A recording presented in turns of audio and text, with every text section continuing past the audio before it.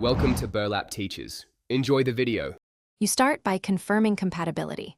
Check your mini PC's manual for Thunderbolt 3/4 or PCIe via an eGPU enclosure.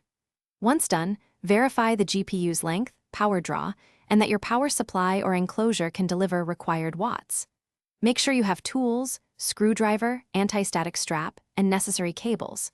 Remove side panels and ground yourself to avoid static. Now position the eGPU enclosure or adapter beside the mini PC, so connections are accessible and ready for the next step.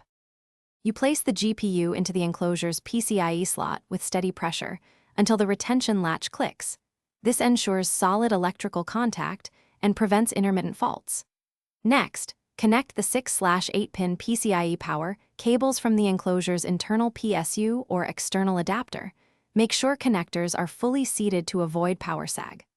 Once powered, screw the card bracket down to prevent movement during transport or vibration. Then close the enclosure, tidy cable routing to maintain airflow, and prepare to hook up to the mini PC. You connect the enclosure to the mini PC using the Thunderbolt cable or PCIe adapter.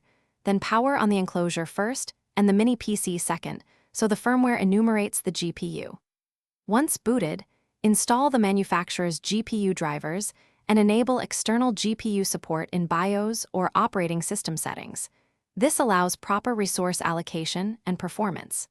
Test with a benchmark or game to confirm operation. If the system fails to detect the GPU, receipt connectors, verify power cable seating, and update Thunderbolt/BIOS and GPU drivers before retesting.